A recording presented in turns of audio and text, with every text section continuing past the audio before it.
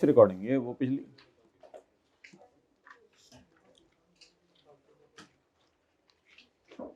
जी अस्सलाम वालेकुम। Lecture number 20 start करेंगे आज हम। टैक्स क्रेडिट्स का चैप्टर हम शुरू करने लगे हैं। जिसने गलती से बुक ले ली है बस ठीक है, उसमें भी ये चैप्टर है, इसमें तो कुछ शायद चेंज भी नहीं है अभी फिलहाल तो, लेकिन ठीक है नोट्स ले लें, ज़रूर लें। वो उस नंबर पे भी ना मैसेज करें, आप लोग अभी मैसेज करें कि मैंने पुरानी ले ली थी, नवी आनते दो, फिर वो बिलाल के पास ट्रैक नहीं रहना। टैक्स क्रेडिट्स का चैप्टर ये कहता है कि आप डिफरेंट किस्म की एक्टिविटीज करें तो हम उस पर आपको टैक्स माफ कर देंगे। उसमें आज सबसे पहला सेक्शन जो हम पढ़ने लगे हैं वो है चैरिटेबल डोनेशन। अगर आप चैरिटी देंगे तो पाकिस्तान की हुकूमत आपको क्या माफ कर देगी? टैक्स माफ कर देगी। राजू को 4 बजे बुला लीजिएगा, वो चीजें रेडी रखिएगा, उससे साथ जाने। ओके, एक बंदे को इजाजत है टैक्स माफ कर दिया जाएगा। एक बंदे को इजाजत है कि क्या माफ कर दिया जाएगा? For a tax year, for पैसे पेड और प्रॉपर्टी गिवन। अगर आप पैसे दे दें तो भी टैक्स माफ कर दिया जाएगा, अगर आप प्रॉपर्टी डोनेट कर दें तो भी टैक्स माफ कर दिया जाएगा। कितनों को नोट्स नहीं मिले? ओके, तो पैसे देने पे भी टैक्स माफ कर दिया जाएगा और प्रॉपर्टी डोनेट करने पे भी टैक्स माफ कर दिया जाएगा। असल में डोनेशंस को इनकरेज किया जा रहा है ना। Donation, voluntary contribution. डोनेशन एक तरह की वॉलंटरी कंट्रीब्यूशन, मतलब ये हर साल ही फिर आप कुछ कर रहे हैं, वॉलंटरी कंट्रीब्यूशन। और सब्सक्रिप्शन, सब्सक्रिप्शन में आपके ले हैं, और सब्सक्रिप्शन में और किसी को चाहिए हाथ खड़ा करें, बस ठीक है पूरे हो गए, हाथ खड़ा करें। सब्सक्रिप्शन होती है आमतौर पर मैगजीन्स की और इन चीज़ों की, लेकिन उससे बाहर निकल आए और भी दुनिया में कुछ हो रहा है। अगर आप किसी नॉन प्रॉफिट इदारे को हर साल कुछ ना कुछ डोनेट करते रहे तो उसको सब्सक्रिप्शन भी कह देते हैं, कंट्रीब्यूशन भी कह देते हैं। अच्छा भाई, किसको डोनेट करें? किसको डोनेट करें? सड़क पे चलते हुए किसी फकीर को डोनेट करें? ना ना ना ना ना ना ना ना ना ना ना। पॉइंट नंबर ई है सड़क वाला फकीर, ये तो नहीं लिखा हुआ सड़क वाला फकीर। मोटरवे वाला फकीर नहीं। पॉइंट ए, किसी भी बोर्ड ऑफ एजुकेशन को, पाकिस्तान की यूनिवर्सिटी को एस्टेब्लिश बाय और अंडर फेडरल और प्रोविंशियल लॉ। पता चले आप किसी प्राइवेट यूनिवर्सिटी को डोनेशन दे रहे हैं, वो उस पर टैक्स माफ नहीं होगा। किसी गवर्नमेंट की, फेडरल या प्रोविंशियल की बनाई हुई यूनिवर्सिटी को आपने डोनेशन देनी है। एनी एजुकेशनल इंस्टीट्यूशन, हॉस्पिटल और relief fund establish in Pakistan by federal, provincial और लोकल गवर्नमेंट, ये भी गवर्नमेंट के अस्पताल। पता चले आप डॉक्टर हॉस्पिटल को डोनेशन देने पहुंचे हुए हैं तो फिर आपको टैक्स माफ नहीं होगा।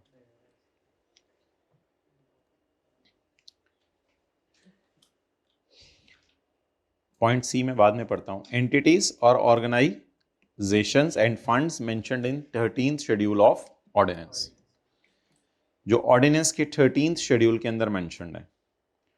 तो ऑर्डिनेंस हमारे से मुराद है जो इनकम टैक्स ऑर्डिनेंस जो है वो एफबीआर की वेबसाइट पे पड़ा हुआ है।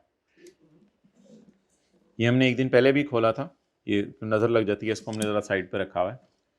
Government of Pakistan, FBR paid बुलाया। अच्छा, ये ना हमारे सेक्शंस हैं, जैसे मैंने आपको बताया था सेक्शन 74 हमने पढ़ा था टैक्स ईयर। ये देखें सेक्शन 74 टैक्स ईयर। आज हम पढ़े हैं सेक्शन 61। वो ये चैप्टर अब हमने शुरू कर दिया टैक्स क्रेडिट्स का। ये पाकिस्तान के कानून में तो चैप्टर 10 है, लेकिन हमारी किताब में चैप्टर 6 है। 61 चैरिटेबल डोनेशंस। तो चैरिटेबल डोनेशंस आज हम पढ़े हैं। सेक्शन 62 कोई आया था डिलीट हो गया, 60 ये भी आया था डिलीट हो गया। फिर हम ये पढ़ेंगे आज contribution to approved pension fund, और एक ये नया सेक्शन आया हुआ है, ये भी हम पढ़ेंगे। ठीक है, तो ये वजह होती है अक्सर चलते चलते ना 61 के बाद जो 63 आ जाते हैं, आप लोग कहते हैं मैंने कहा हाँ, तो कई दफा 61 के बाद चलते चलते 63 आ जाता है, क्योंकि लॉ में कुछ सेक्शन आए होते हैं बाद में डिलीट हो जाते हैं।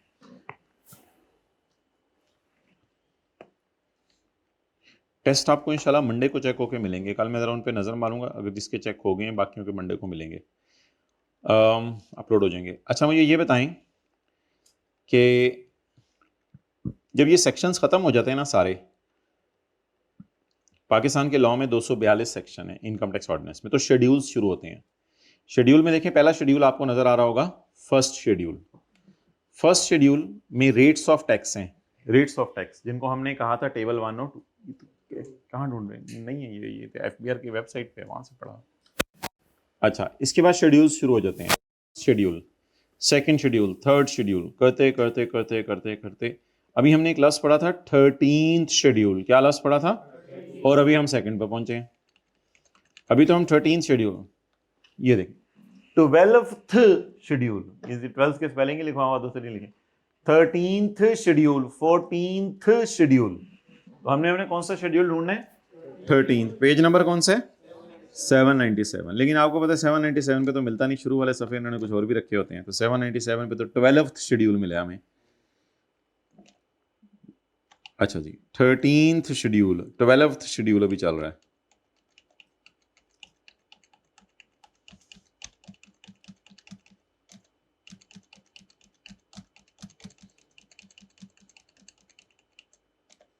ये शुरू हो गया जी 13th शेड्यूल। सेक्शन 61 को कहता है, जाके देखो, उसमें मैंने जिक्र किया हुआ है 13th शेड्यूल का। कहता है इन इदारों को अगर आप पाकिस्तान में डोनेशन दे देना तो हम आपको टैक्स माफ कर देंगे। ये इदारों का कहता है नाम ही लिख के दे देता हूँ, पीछे और क्या रह गया? आप अपने शहर का इदारा ढूंढ रहे हो, ऐसे ना करो ना, अभी मैं खुद ढूंढवाऊंगा।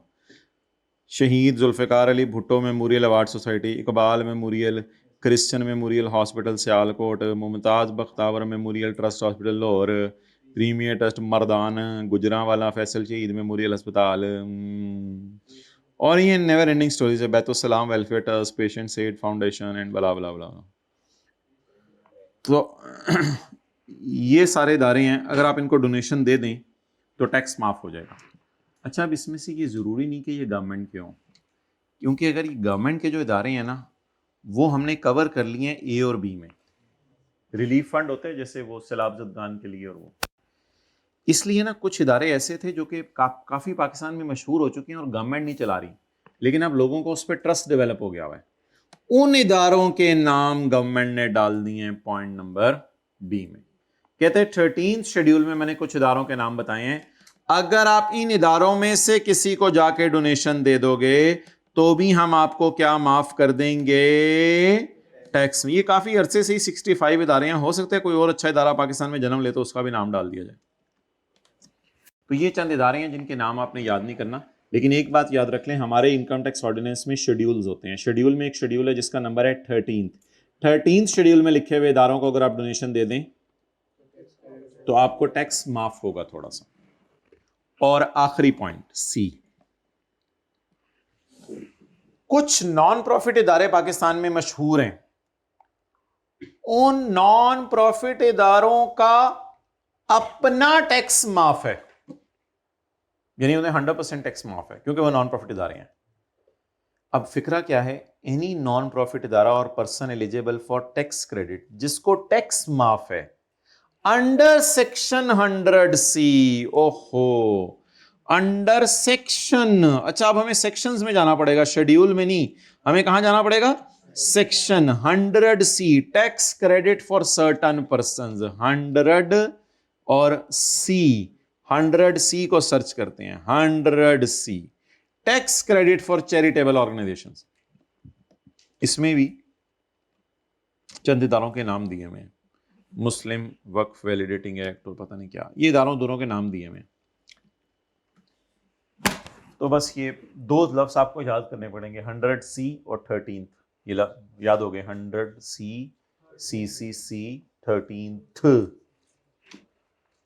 तो ये 4 किस्म के इदारे हैं जिनको अगर आप पाकिस्तान में डोनेशन देंगे तो आपको क्या माफ हो जाएगा? टैक्स माफ हो जाएगा।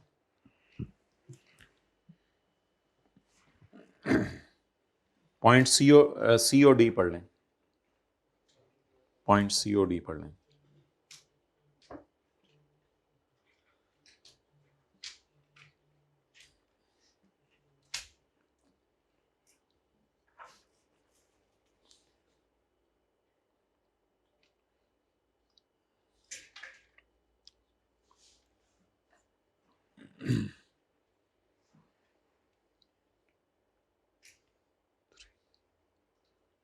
उसे को CR के नोट्स जल्दी अटैच करवाए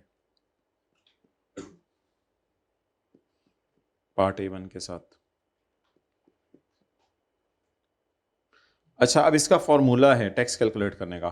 टैक्स कैलकुलेट करने का फॉर्मूला है ए ओवर बी इंटू सी। ये पेज 83 अल्हम्दुलिल्लाह बुक का। बस अब तो हम फाइनल बातें बोल रहे हैं। अच्छा,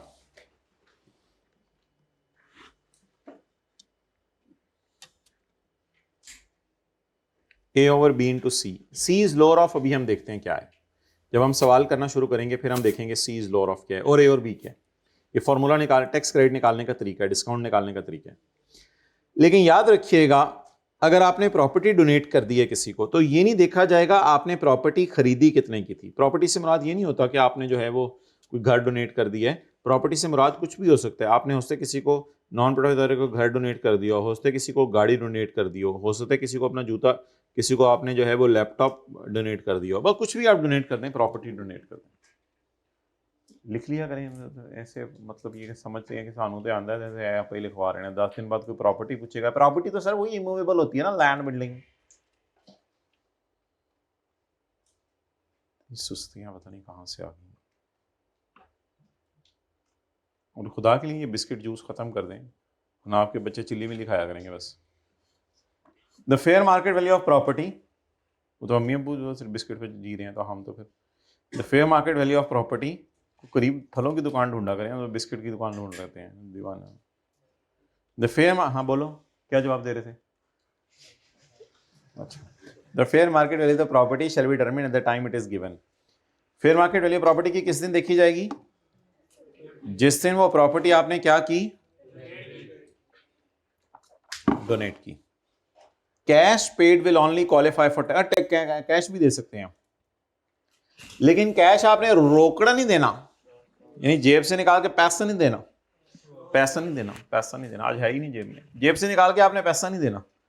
आपने क्या देना है? आपने, और अगर आपके पास एनटीएन है तो क्या करना है, और एनटीएन नहीं है तो क्या करना है? और खुदा के लिए वो रूल अदर सोर्स के चैप्टर के लिए था, उसको जहां ना लगाइएगा, दीवानगी की इंतहा होती है। इधर डोनेशन आपने क्रॉस चेक से ही देनी है, बस हर हाल में क्रॉस चेक से देनी है, वो तो अदर सोर्स के चैप्टर के लिए रूल था।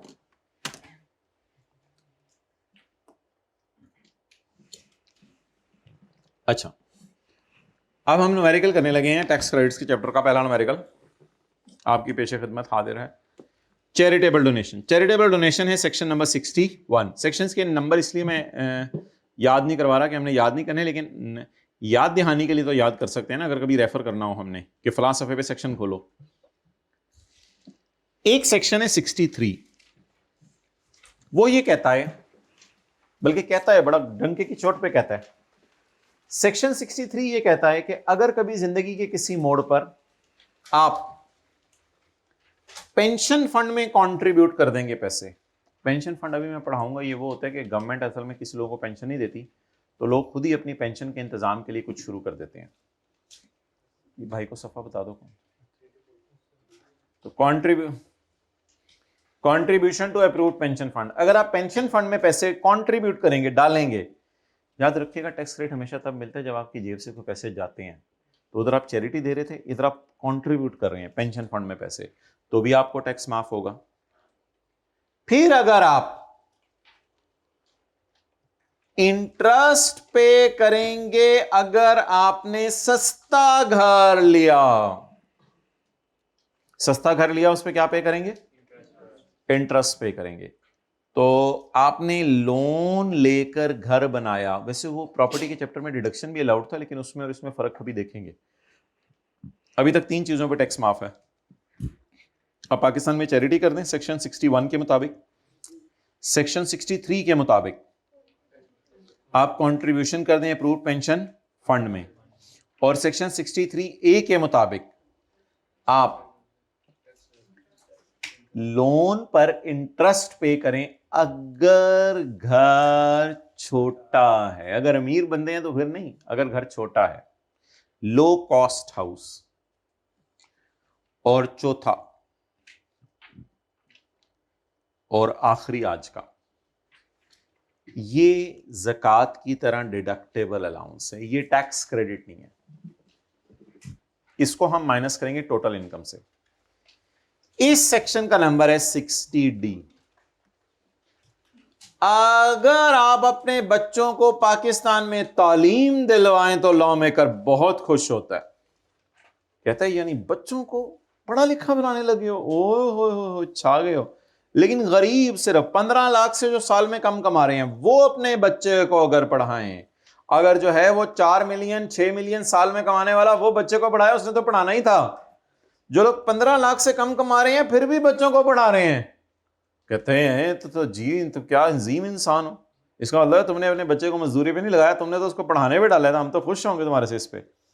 तो जो बंदा 15 लाख से ज्यादा पाकिस्तान में कमा रहा है वो बंदा अगर अपने बच्चों को पढ़ाए तो फिर ऐसी सूरत में बच्चों की ट्यूशन फीस डिडक्टेबल अलाउंस होगी, लेकिन वो ज़कात की तरह पूरी माइनस नहीं होगी, वो माइनस होगी लोअर ऑफ करके। ज़कात तो पूरी माइनस होती है ना जितनी भी हो, लेकिन लोअर ऑफ करके माइनस होगी।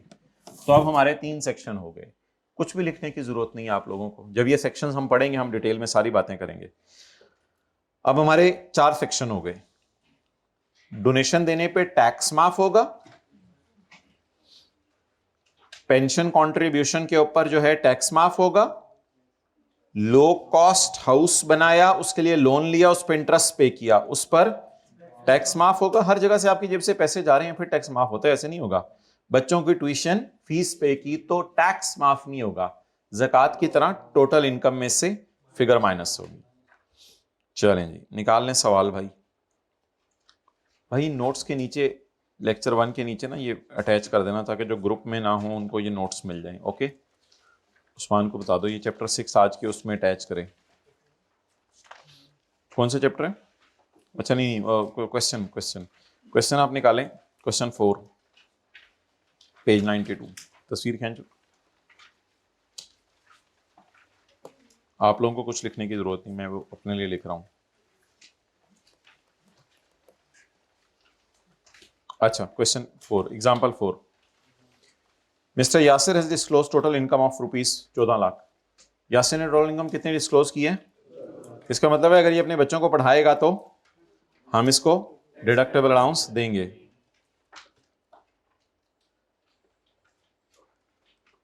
और नहीं खींची थी, अब खींचो। Yasir has disclose total income of 14 lakh for tax year 2026 and paid zakat of 2 lakh. He has further disclosed the following information. He paid 70,000 for education expenses of 2 मुन्ने। कितने बच्चे हैं उसके? बच्चे 2 से ज्यादा हो सकते हैं, अभी पढ़ा 2 को रहे। फिलहाल हमारे सवाल में कितने बच्चे हैं उसके? 2। अल्लाह और दे। ये बच्चे 2 ही अच्छी वाली बातें ना किया करो, ये कुरान और हदीस की थीम के खिलाफ है, ये ऐसी कोई बात नहीं है। प्लीज ऐसी बातें ना किया करें, ये जो मुआशरा चीजें चला दे उसी को चला पड़ते हैं। ही हैज मेड डोनेशन ऑफ 50,000। बाकी और एक्सेप्शंस होती हैं लेकिन वो अभी मैं डिस्कस नहीं कर रहा हूँ, जनरल बता रहा हूँ। He has made donations of 50,000 to non profit organisation through cross cheque. तो अच्छा ये वाला सेक्शन कौन सा था? Section 70,000 for education expenses of 2 children. Section 60 D बड़ा अजीब सा था, रहने दे, मैं इधर से देख लेता हूं, मैं उधर से नहीं, मैं इधर से देख लेता हूं। Section 60 D deductible allowance for education expenses.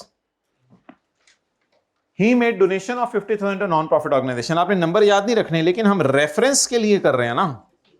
ये सेक्शन है 61। 70,000 उसने बच्चों की स्कूल फीस पे की और 50,000 रुपया उसने नॉन प्रॉफिट इदारे को डोनेशन दी। शुक्र है यासिर ने ये सारे काम कर लिए तो हमें सारा रिवाइज हो जाने। अगर यासिर इसमें से एक भी काम छोड़ता तो हमारा रिवाइज ना होता। ये और बात है, सवाल हमने खुद बनाया हुआ है।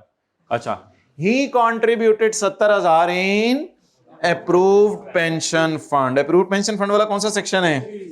63। चलो और कुछ है नहीं, नंबर तो याद हो गए ਤੁਹਾਨੂੰ जो करने नहीं थे। He took, you took, yes me took, okay what you took? I took a loan of 60 lakh from Habib Bank to buy a flat having covered area of 1800 square feet in Karachi।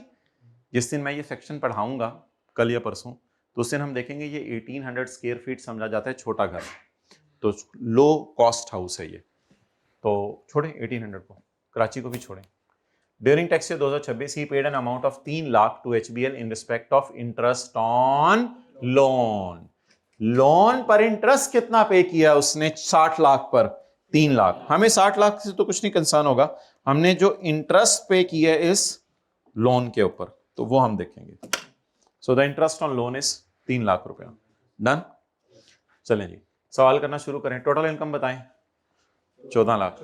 14 lakh. Register जो set कर लें, सफा के जरा झाड़ झूड़ लें, bacteria bacteria साथ वाले के रजिस्टर पर डाल दें, कैलकुलेटर निकालें, बॉलवर्ड निकालें और दिमाग की गरारी सेट करें और मोबाइल का मुंह उल्टा करके रख दें। चलें जी, टोटल इनकम। बंदे का नाम यासिर, मिस्टर यासिर। इसकी बीवी का नाम यासिरा। कीड़े पिंडू आयो भाई। Tax year 2026। Total income, total income सारे अंदर आ जाएं। इनकम नहीं, sorry, total income. Total income बोले, मैं कह रहा हूं टोटल इनकम बोले, कह रहे टोटल इनकम। पुत्र 14 lakh. From which pen you came guy? ललमा लालियां इवीगा चेस। ओके,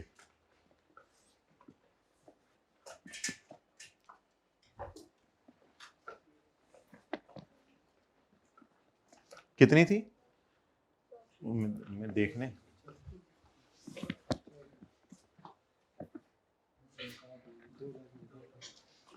कितनी थी नहीं पता चला। क्या देखने गए? 2 चक्कर लगाए हैं।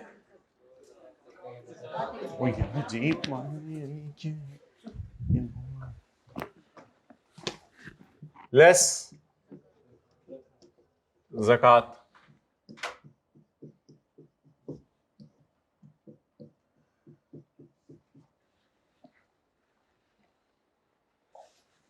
ये जो फिगरों को ना इधर पिच करके रखते हैं, ये जरा दूर करके रखा करें रजिस्टर पे, इसको दूर करके रखा करें, इसको दूर करके रखा करें सफे के। एन एन चल रही होंगी ना, N N N N N N, वो सफा पूरा खाली।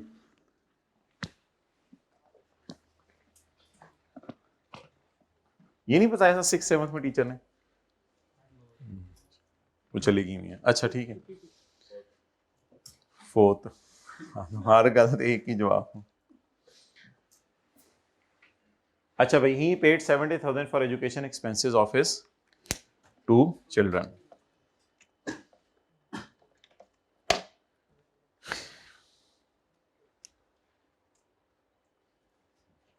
अब हम खोलते हैं सेक्शन 60D। मुझे पता है मैंने आज अभी हमने पढ़ा नहीं, लेकिन कोई पढ़ना जरूरी नहीं, पहले कभी पढ़ के कर रहे हैं। अच्छा, तो वैसे जरा खोलते हैं सेक्शन 60D, पेज नंबर 86।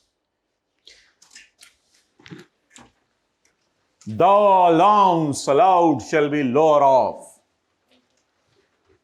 मैंने खोल लिया, आप लोग बस उधर ही रहे, वापस आ जाओ जिथे दी। 5% of total tuition fee paid by individual in the year। 5% of total tuition fee। ये पर किड है? नहीं, कहीं नहीं लिखा हुआ, ये टोटल है। टोटल का कितना लेना है?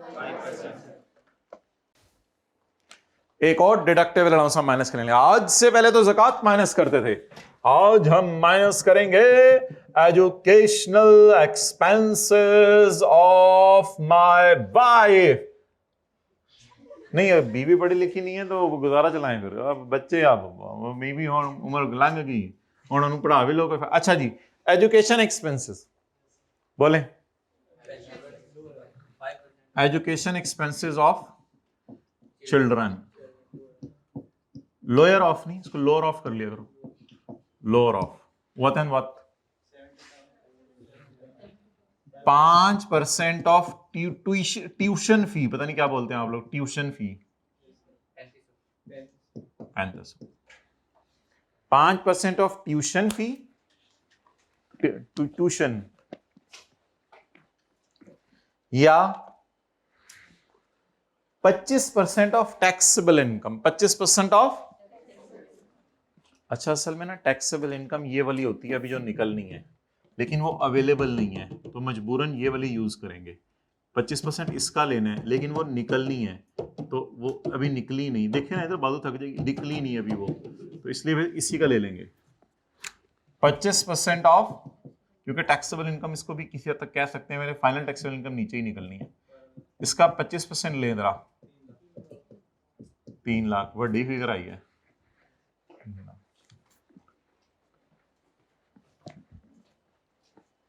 इतना ही पहले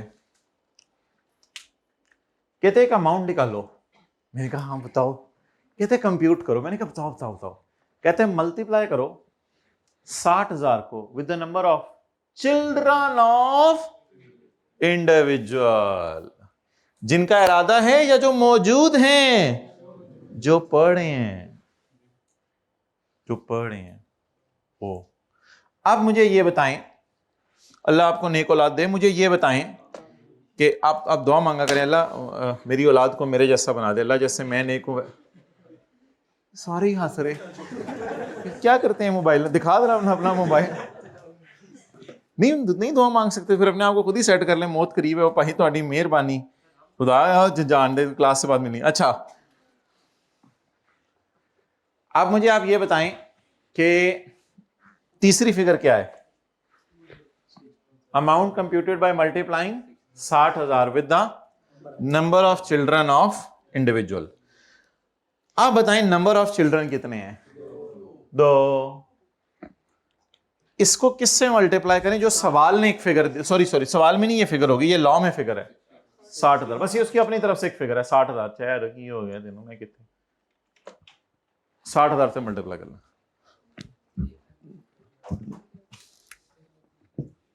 टिंको जेबू आया, मोनी आई, ये 2 हो गए पूरे, जरब 60,000। वो लॉ वाले चेक करने आगे तो दोनों दिखाने तो पड़ेंगे ना, जब वो आ जाएंगे दोनों तो वो पूछेंगे अब्बू का नाम बता, अब्बी का नाम बता, ठीक है चल डिडक्टेबल अलाउंस। अच्छा 2,000 अब 60,000 कितना आ रहा है आजकल, 1,20,000, पहले भी यही आता था। इन तीनों में से लॉर देखें जरा आज, oh nice, you people are real champs, सारा तो आता है आप लोगों को। एक गल दसी 3500 कैलकुलेटर पर कैलकुलेशन करें, 12 लाख माइनस 3500,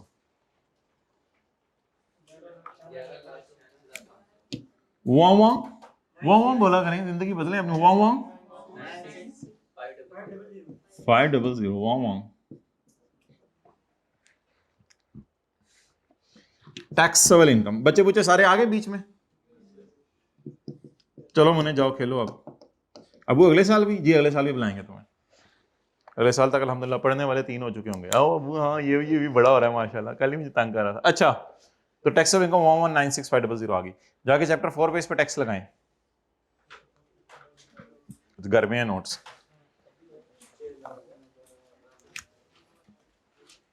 चैप्टर 4 में जाके इस पर टैक्स कैलकुलेट करें।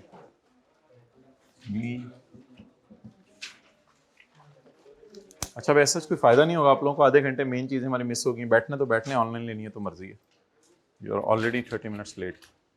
जल्दी करें जी, जल्दी टैक्स कैलकुलेट करें, समझ नहीं आएगी वैसे, ये वाला घंटा भी जाया होगा बैठ के। और अच्छा बोलें जी टैक्स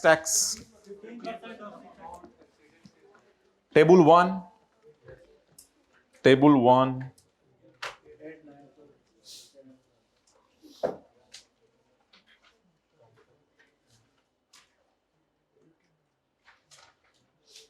जागते रहना भाइयों।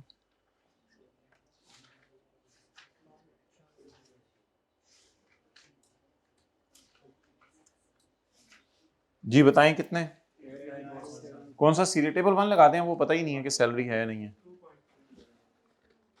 6 लाख से 12 लाख के दरमियान है, बताएं टैक्स 8 9, अच्छा फिगर आते 10, हाँ 15% ऑफ 5 9 6 5 0 0 8, कौन था ये, कौन किसने बोला था पहले 8, वेल 9 ਹੁਣ नहीं अच्छा हाँ इतने ही 89475 ओके डन। चले आगे। अब आप इस पर टैक्स क्रेडिट कैलकुलेट करें। सेक्शन 61 वाला टैक्स क्रेडिट कैलकुलेट करें।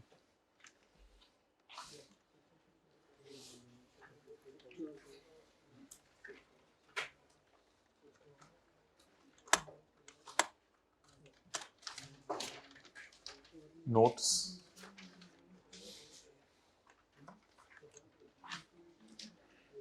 जो बाहर गए उनको भी कह दें, उनको कह दें इनके लिए नोट्स अरेंज कर दें।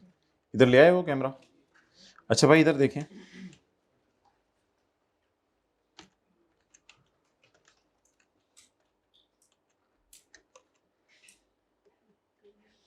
Section 61 the formula is A over B into C।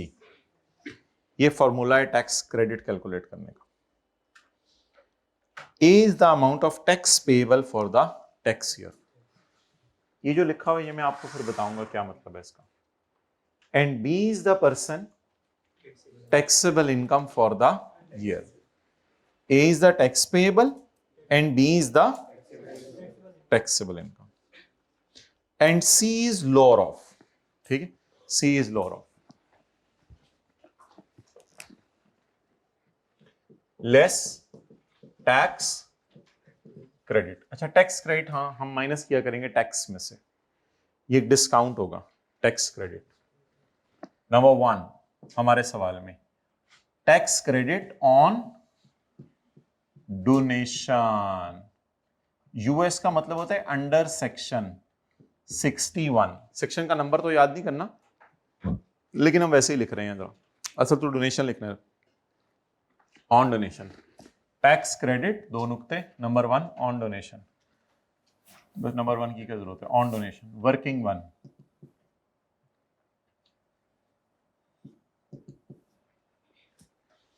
तो वर्किंग 1 में हम देखेंगे इसका टैक्स क्रेडिट कैसे निकलना है। ये देखें जी, फॉर्मूला बोले tax credit under section 61 A over B into C। ए ये लेना है, ए ये लेना है टैक्स और B लेना है taxable income.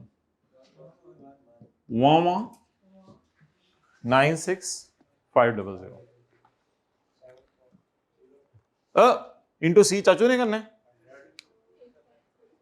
Into C। C is lower of, A उठा लिया करेंगे टैक्स, बी सुला लिया करेंगे उठा लिया करेंगे टैक्सेबल इनकम, और C is lower of what and what. Oh what and what देखे ना इधर, C is lower of the amount of do, और अगर कोई प्रॉपर्टी दी है तो उसकी fair value. And B where the person is individual, बिल्कुल यासिर का न्यूमेरिकल है, कंपनी का न्यूमेरिकल तो नहीं है। Where the person is 30% of, company का छोड़ें, अगर इंडिविजुअल का न्यूमेरिकल सॉल्व करे तो 30% of taxable income. C is lower of, C is lower of what and what, इधर देखें C is lower of amount of donation, amount of donation या 30% of, इन दोनों में से लोअर लेंगे सी। चलें अमाउंट ऑफ डोनेशन सवाल से देख लें जी, बताएं amount of donation. He has made donation of 50,000।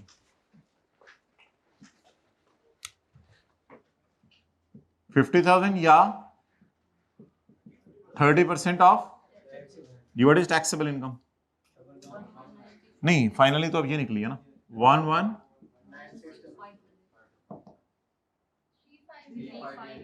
35 358,950 notes क्यों नहीं आ रहे? अच्छा 358,950। दोनों में से लोअर कौन सा है? 50,000। ये बन गया सी, ये बन गया सी सी सी। बोले 3739 3739।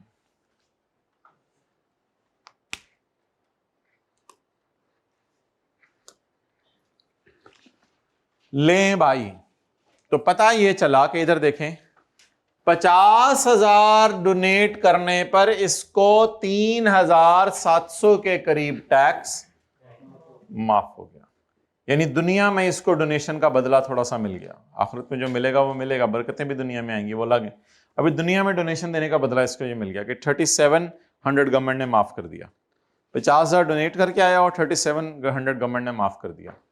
अब इसको यहां पे लाके माइनस करें 3739, तो इस तरह निकाला करेंगे हम टैक्स क्रेडिट। अब हमारी रिवीजन होगी क्योंकि 2 टैक्स क्रेडिट अभी रहते हैं, 2 और टैक्स अभी माफ करने हैं हमने। उधर ही रखें, जल्दी करें।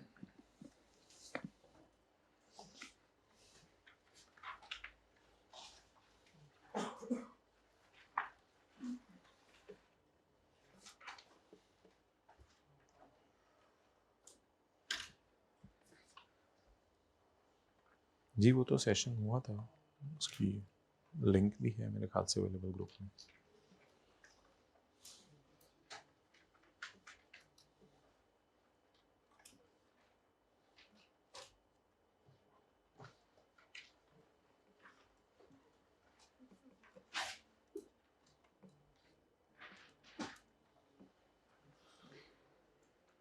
ओके चलें जी पढ़ें।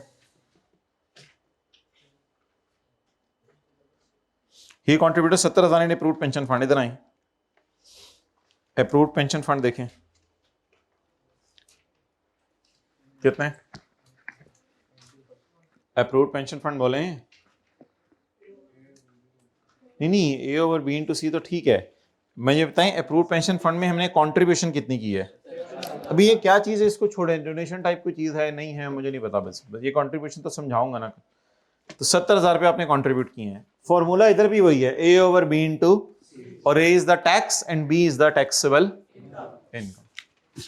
तो अब आप टैक्स क्रेडिट कैलकुलेट करने लगे हैं on contribution in approved pension शून शून शून शून मोन नो क्यों क्यों pension fund.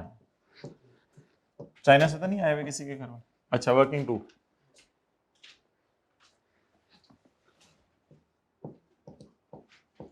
Tax credit under section 63। Section का वो नंबर याद करना जरूरी नहीं है। सॉरी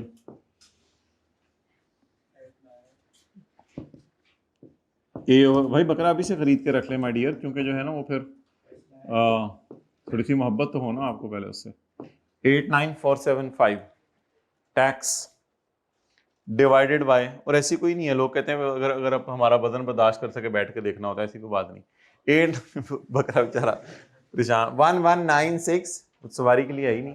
1196,500 और कोई बेचारा मोटा है तो वो कुर्बानी बेचारा 1196,500।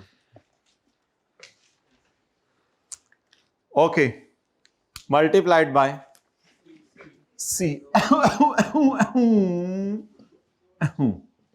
सी is lower of, lower of नहीं लोअर ऑफ कर लिया करें, lower of what and what premium paid by person, जिसे कंट्रीब्यूशन भी कह रहे हैं, और 20% of taxable income. What is the premium paid? 70,000। ये चुक लें, चुकड, ये पैगी वाली नहीं है। अच्छा 70,000 और इतनी दूर बह जाने आवाज भी नहीं आती, इतनी मुल्की तो तुझे बुलाना पड़ता है। इतनी जगह नहीं, 20% ऑफ टैक्सेबल इनकम। देखिएगा जरा 20% of taxable income. Taxable income क्या है? ओ 1196 1196 500 इज इक्वल टू 239। उनकी अजमत को सलाम जो कैलकुलेटर के बगैर दूसरों पर रिलाय कर रहे हैं। सही कर रहे होंगे ये सर, दोनों में से लो। Oh, great. You people can pick the low one. That's great. This is 2009 and this is 70. So what is the lower one? 70. चलिए माइनस करते 70। ठीक है,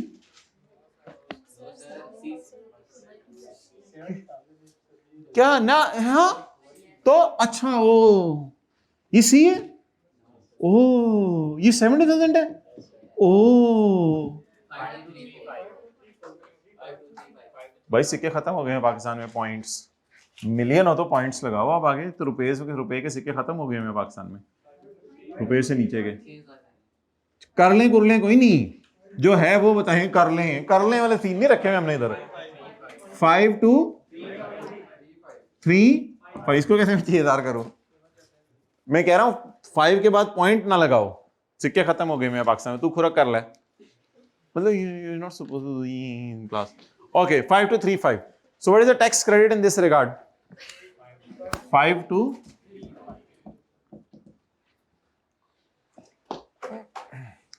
सॉरी आप, अच्छा जगह नहीं है तो इधर कर लेते हैं। Working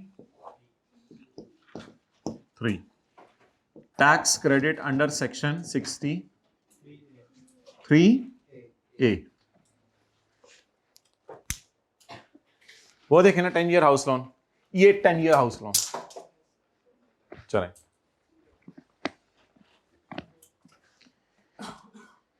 he took a 10-year loan of 60 lakh from Habib Bank Limited to buy a flat having covered area of 1800 square feet in Karachi during tax year 2000 जमीन paid and interest on loan नहीं। तो interest on loan वो दे रहे 3 लाख इसके ऊपर। Section खोलें जरा। Oh, this same. May you been to see what a great shot is, man. A over B into C. So alhamdulillah, the formula remains same.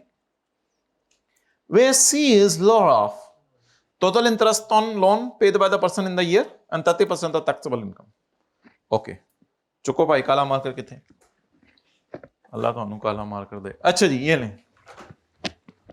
C is law of, पहले A over B into C लिखें। A over B into A 8 9 tax ओ ये पड़ी हुई है उठा लें। पड़ी हुई है मरी हुई है? पड़ी हुई है। 1196 and C is law of. Now try to be professional. We'll try to speak in English as now. Well, you know C is law of what and what? You just tell what and what. Speak in English with me. Yeah. Total profit on debt paid by the person in the year and 30% of taxable income. So what is the total interest on loan paid? 3 lakh. So 3 lakh is the total interest on loan paid by him. And we will compare it with 30% of taxable. The taxable income is lying here, you know. 1196,500. Now you are supposed to hold the calculators with your beautiful hands and calculate this figure, please. 358,950. So now you're supposed to pick the low one. So what is low one? 3 lakh. That's nice. 3 lakh.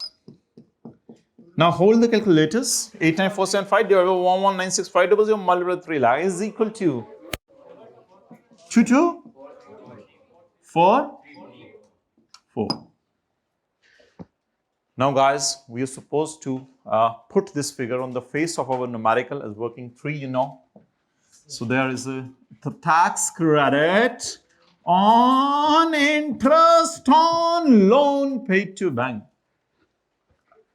So that is computed in working number 3. So let's make a cross reference. So working 3, the examiner will watch this working 3 and will watch this like this. Oh, what a beautiful working it is made by this guy. And the figure being used is 22434.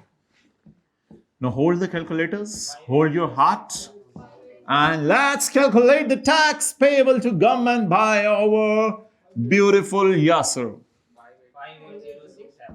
58067. Alhamdulillah, that is payable to Shabazz Sharif. Payable to government. No, you're not supposed to do this.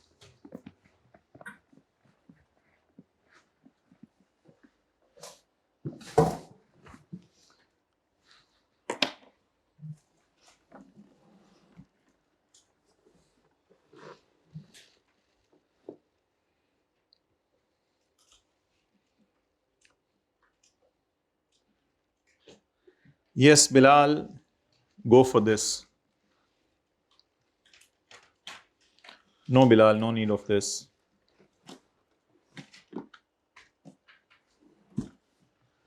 Okay. From now onwards, we will try to speak English till lecture number 100.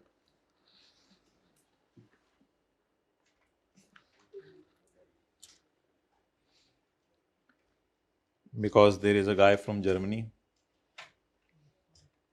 So how he will understand Urdu? Okay.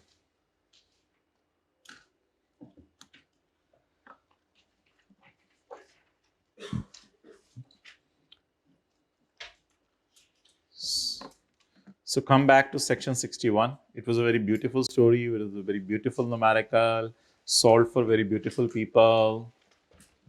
Section 61.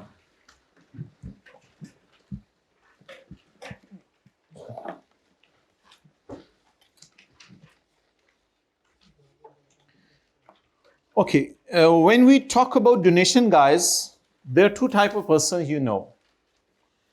The one is called as donor and the other is called as donee. Who is donor? Who is donee? Donor is the person who is donor and the donee is the person who is donee. This is how classes in English will run. So donor is the person who is giving donation and the donee is the person, please give me, give me, give me. So let's make a donor and a beautiful donee. So there may be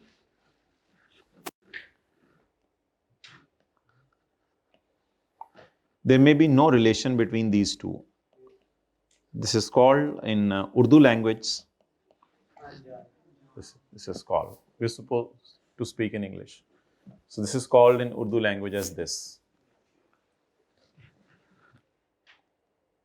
And the donor donee maybe you can say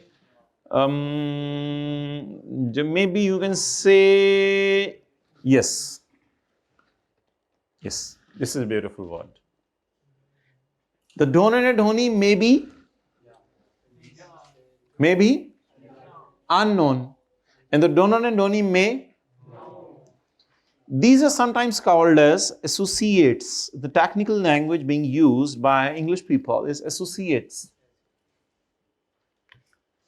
So if the donor and donee are anjan, we broke the ice. Donor and donee are anjan. Then what will happen?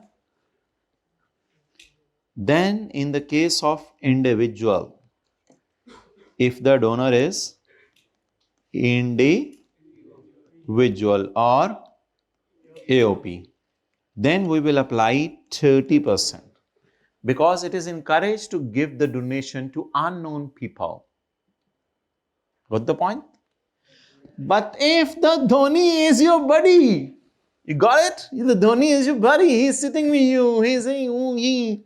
So that's not fair. You are giving to जानने वाला चल मारा 15% of taxable income. Now the percentage will reduce and the tax credit में जो C होगा वो 30% of taxable income नहीं लेंगे बल्कि कितना लेंगे 15% of taxable income.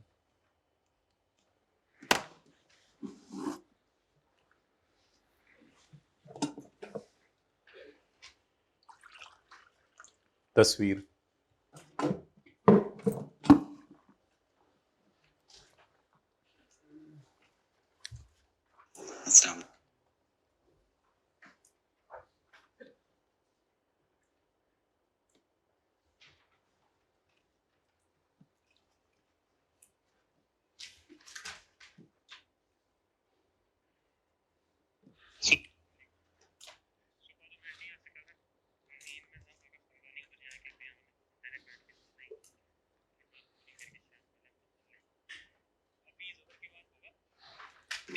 जी जी भाई है, आप आ जाए, मिलते हैं उधर ही।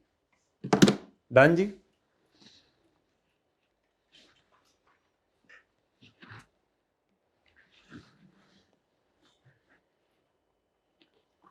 जब कभी पर्सन इज एन इंडिविजुअल और एओपी, पर्सन से मुराद है डोनर, डोनेशन देने वाला, रिश्वत लेने वाला और देने, सॉरी डोनेशन देने वाला और लेने वाला, where the person is individual और एओपी 30% ऑफ टैक्सेबल इनकम, और अगर डोनर कंपनी है तो फिर 20% ऑफ टैक्सेबल इनकम। मैंने आपको कंपनी की मिसाल कराई नहीं, मैंने आपको सिर्फ इंडिविजुअल की दिखाई है मिसाल।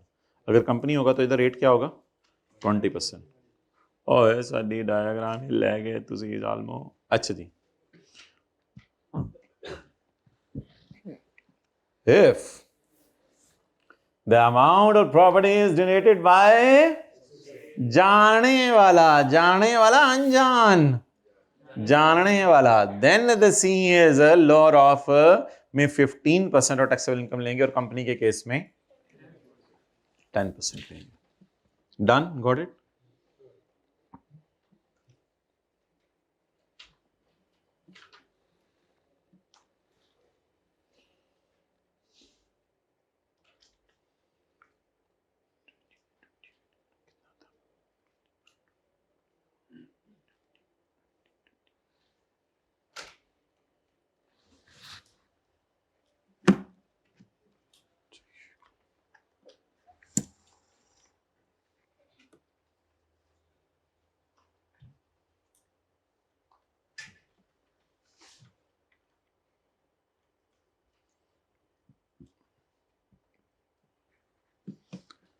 Okay,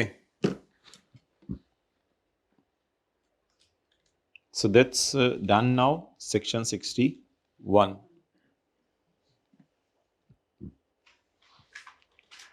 अच्छा, ये ना, ये जो लिखा हुआ है, टैक्स आपने लेना है बिफोर अलोइंग टैक्स क्रेडिट।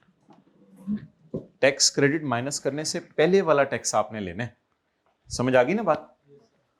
ये हमने टैक्स क्रेडिट माइनस करने से पहले वाला ही टैक्स लिया ना, तो ये कह रहा था वो टैक्स आपने लेना है टैक्स क्रेडिट से माइनस, टैक्स क्रेडिट माइनस करने से पहले वाला।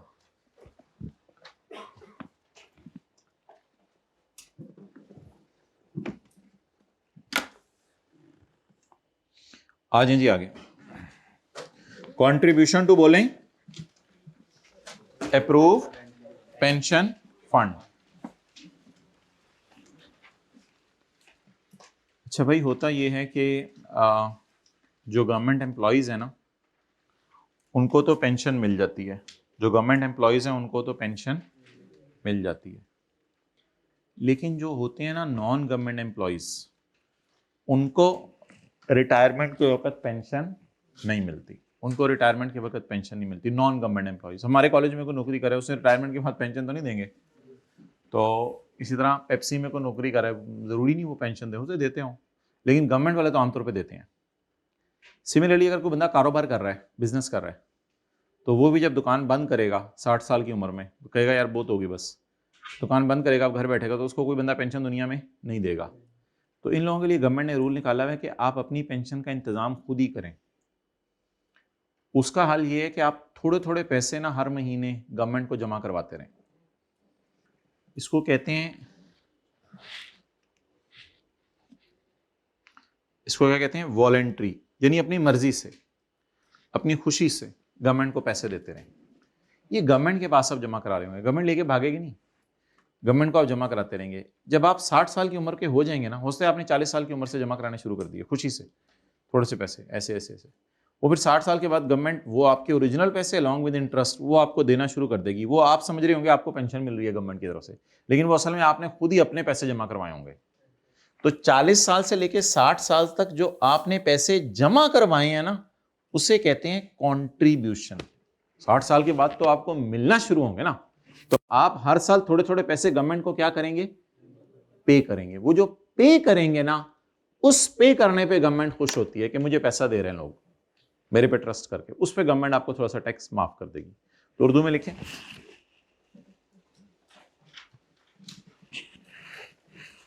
सैलरी या बिजनेस कमाने वाले, सैलरी या बिजनेस इनकम कमाने वाले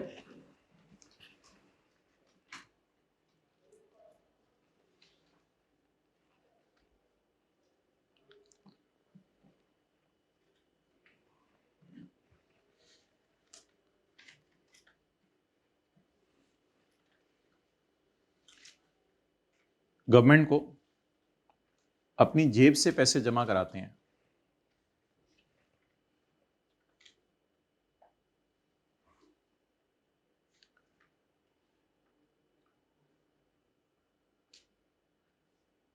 इसे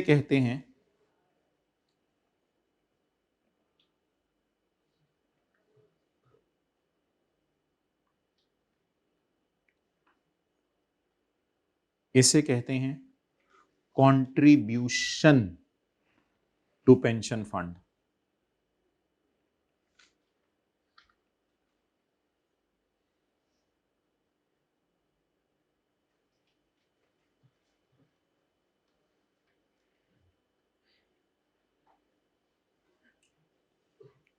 इसे कहते हैं contribution to pension fund.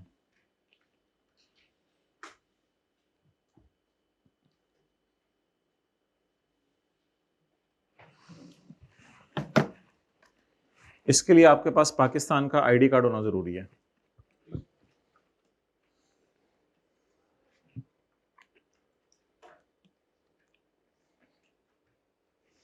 Eligible person देखें क्या है, eligible person means an individual Pakistani who holds a valid national tax number और कंप्यूटराइज्ड NIC और NIC for overseas Pakistanis issued by NADRA. यानी कि जो ओवरसीज पाकिस्तानी है बाहर के मुल्क में, उनको भी नादरा वाले से तो होते ये पाकिस्तानी है बाहर के मुल्कों में गए हुए। तो आपके पास नादराबाजी की तरफ से, सॉरी नादरा की तरफ से आपको क्या मिला होना चाहिए, आईडी कार्ड। तो वो सबज वाला जो आईडी, सबज ही होता है ना आजकल, नीला हो गया हुआ है, सबज ही है ना, मैं इतना पता है ना कहाँ है आप लोग। तो सबज वाला जो मिलता है अजीब से ऐसे कार्ड सा होता है, टिक टिक करते हैं, तो वो सबज वाला कार्ड अगर आपके पास है तो आपको ये टैक्स माफ हो जाएगा। तो फॉरेनर्स को नहीं होगा, सिर्फ पाकिस्तानी लोगों को मिलेगा ये टैक्स माफ।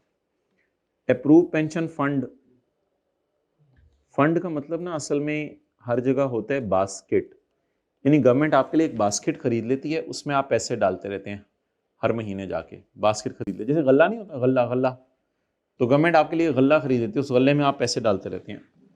तो खुशी से अपनी मर्जी से, गवर्नमेंट ने कुछ जिद जोर नहीं डाला आप पे।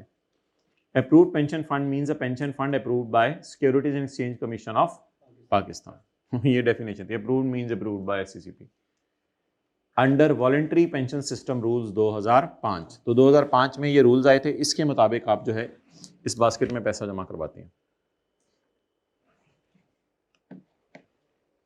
फॉर्मूला वही है A/B इंटू C। लेकिन एक बड़ी अजीब बात है, ये टैक्स माफ सिर्फ उन लोगों को होगा जो सैलरी या बिजनेस इनकम कमा रहे हैं। ये टैक्स माफ सिर्फ किन लोगों को होगा, जो बाकियों को नहीं। N eligible person earning income from salary और business shall be allowed a tax credit for premium paid for, इसको कहते हैं आप एनुअल प्रीमियम दे रहे हैं, जैसे इंश्योरेंस प्रीमियम जिस तरह लफ्ज होता है ना, फॉर प्रीमियम पेड इन, अच्छा इस तरह जरा समझा करें लफ्ज को, आपको टैक्स माफ होगा किस चीज पर, फॉर प्रीमियम पेड। प्रीमियम कहां, अच्छा प्रीमियम क्यों पे किया है, सॉरी टैक्स क्यों माफ होने लगा है, फॉर प्रीमियम पेड। कहां पे किया है प्रीमियम, इन किसमें, अंदर किसमें पे किया है, अप्रूव्ड पेंशन फंड। किसने बनाया हुआ है rule, voluntary pension system rule बनाए हुए हैं 2005 में गवर्नमेंट ने। इस तरह आपका कोई एस्पेक्ट मिस नहीं रहा करेगा अगर आप इस तरह लिख लिया करेंगे। अलाउड क्या होगा आपको, अलाउड क्या होगा, टैक्स क्रेडिट। किस लिए, प्रीमियम पे किया है, किस में, अप्रूव्ड पेंशन फंड किसने बनाए हुए हैं, गवर्नमेंट ने बनाए हुए हैं, वॉलंटरी पेंशन सिस्टम। अच्छा एक इसके अंदर मसला है वो समझ लें, सादा सा जो लिखा हुआ है साइड पे, ये डब्बे के अंदर है दोनों सेक्शन, लेकिन ये याद करने हैं, ये तो मेन सेक्शन है हमारे, वो डब्बे के लिए जरा समझने के लिए डाले मैं डब्बे में। अदर कंसिडरेशंस, आमतौर पे डब्बे में मिसालें डाली होती हैं, लेकिन ये तो लॉ के ओरिजिनल सेक्शंस हैं। अदर कंसिडरेशंस, अगर कभी जिंदगी के किसी मोड़ पर ये पता चला कि आपने किसी पुरानी स्कीम में पैसे डाले हुए थे, पुरानी स्कीम्स थी 2005 से पहले वाली, अगर कभी ये पता चला कि आपने किसी पुरानी स्कीम में पैसे डाले हुए थे और वहां से पैसे निकाल कर इस नई स्कीम में पैसे डाले, तो फिर आपको टैक्स माफ नहीं होगा। पुरानी स्कीम्स थी जो 2005 से पहले वाली थी, ट्रांसफर बाय मेंबर्स यानी लोग of old scheme of their old balance to new individual shall never qualify for, ये न्यू इंडिविजुअल पेंशन अकाउंट तो वही वाले ना जो वॉलेंट्री पेंशन सिस्टम 2005 वाले हैं, और ओल्ड बैलेंस का मतलब है 2005 से पहले की स्कीम।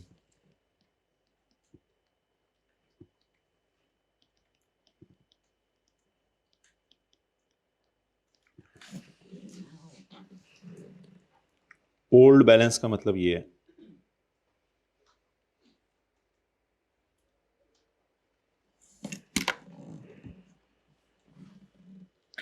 तो आपने अगर 2005 से पहले की स्कीम से पैसे निकलवा के इस नई वाले में पैसे डाले तो फिर क्या होगा बोले,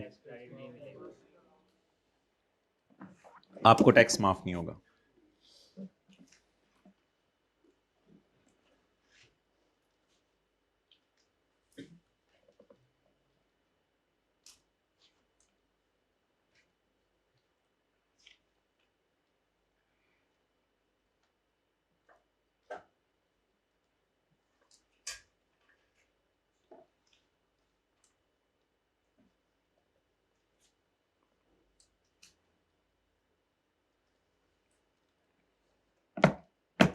अगर कोई और इनकम कमा रहे हैं तो एक्सेप्शन नहीं लगेगा, अगर कोई और हाँ यही मैंने आपको बताना है, ये टैक्स क्रेडिट सिर्फ दो लोगों को माफ होगा, जो या सैलरी कमा रहे हैं या बिजनेस इनकम कमा रहे हैं। इसके अलावा अगर आपको इनकम कमा रहे हैं तो आपको टैक्स माफ नहीं होगा। सैलरी अगर आप कमा रहे हैं तो भी ये टैक्स माफ हो जाएगा, खाली बिजनेस कमा रहे हैं तो भी टैक्स माफ हो जाएगा, सैलरी बिजनेस दोनों कमा रहे हैं तो भी टैक्स माफ हो जाएगा। अगर सिर्फ आप कैपिटल गेन कमा रहे हैं तो टैक्स माफ अगर आप सैलरी और कैपिटल गेन कमा रहे हैं तो भी माफ हो जाएगा। अगर आप बिजनेस और कैपिटल गेन कमा रहे हैं तो भी माफ, यानी कम से कम आप क्या कमाएं, नहीं दोनों नहीं, दोनों में से एक, या सैलरी या बिजनेस। इनकम फ्रॉम सैलरी और इनकम फ्रॉम बिजनेस आपको टैक्स माफ हो जाएगा। इनकम फ्रॉम सैलरी और इनकम फ्रॉम कैपिटल गेन आपको टैक्स माफ हो जाएगा। इनकम फ्रॉम बिजनेस और इनकम फ्रॉम अदर सोर्स आपको टैक्स माफ हो जाएगा। इनकम फ्रॉम कैपिटल गेन और इनकम फ्रॉम प्रॉपर्टी आपको टैक्स माफ नहीं होगा। नहीं नहीं नहीं, टैक्स तो इकट्ठा ही निकलता होता है। टैक्स अलग अलग निकालना कोई चीज नहीं है दुनिया में, टैक्स इकट्ठे ही निकलेंगे। कर लिया नोट? मेहरबानी, ये पता नहीं कैसे नोट किया, ऐसे करें हाँ, देख लिया है मैंने, कहा कर लिया नोट हाँ। कुछ लोगों भी तैयारी पकड़े हैं, अच्छा मैं भी, चलो बॉल पॉइंट किधर हो तुम, जल्दी करना।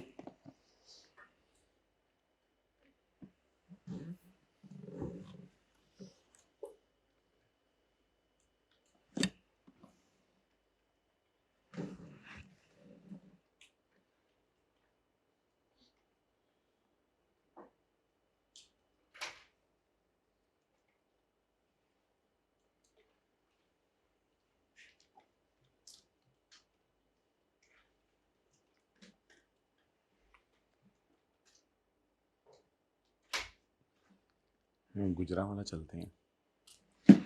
ओके, हो गया जी।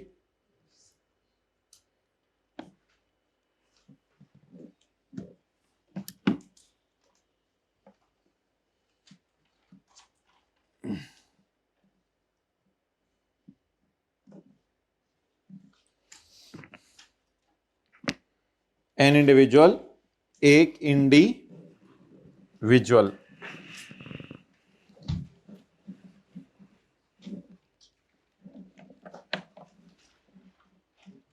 अच्छा ये तो आसान सा है। An individual can get a tax credit, क्योंकि ये इनकम प्रॉपर्टी के चैप्टर में भी आपने इंटरेस्ट ऑन हाउस लोन पढ़ा हुआ है, उसी तरह की बातें हैं। An individual can get a tax credit in a year for any interest on loan और शेयर इन रेंट और share in appreciation for value of house. अच्छा अब मुझे ये बताएं कि इंटरेस्ट के हमने दो नाम रखे थे उस चैप्टर में। असल में उस चैप्टर में उसने कहा था कि इस्लामी जमहूरिया पाकिस्तान है तो आप बैंक को इंटरेस्ट ऑन लोन नहीं दे रहे। आपने अगर घर किराए पे चढ़ा दिया ना तो आप बैंक को दे रहे हैं शेयर इन रेंट, और अगर किराए पे नहीं चढ़ाया तो आपका घर पड़ा पड़ा महंगा हो रहा है तो आप दे रहे हैं appreciation in value of property, appreciation in value of house. ये लिख लें। तो इंटरेस्ट ऑन लोन के लिए वो दो लफ्ज़ और इस्तेमाल करता है, कहता है क्योंकि इस्लामी जमहूरिया पाकिस्तान है तो आप बैंक को लोन पर इंटरेस्ट नहीं दे रहे, बल्कि आप अपने जो घर किराए पे दिया हुआ है उसका कुछ किराए का क्या दे रहे हैं, हिस्सा। जल्दी नोट करें।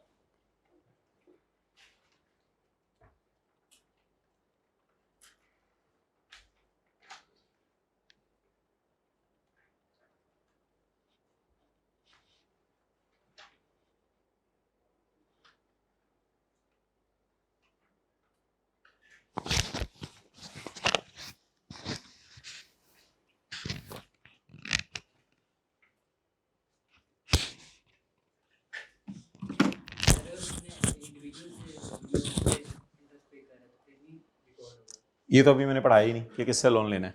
अभी मैंने इंटरेस्ट का मतलब बताया। इंटरेस्ट से क्या मुराद है, इंटरेस्ट ऑन लोन। लेकिन वो कहते हैं इस्लामी जमहूरिया पाकिस्तान है तो आप लोन पर इंटरेस्ट नहीं दे रहे, आप बैंक से जो आपने लोन लिया हुआ है उससे जो घर किराए पे चढ़ाया है उसका किराया दे रहे हैं, या फिर share in appreciation for value of house दे रहे हैं।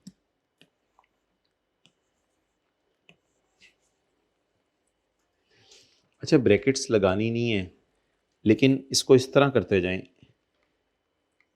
एनी, ऐसे, ये एक रिदम में चल रहा है।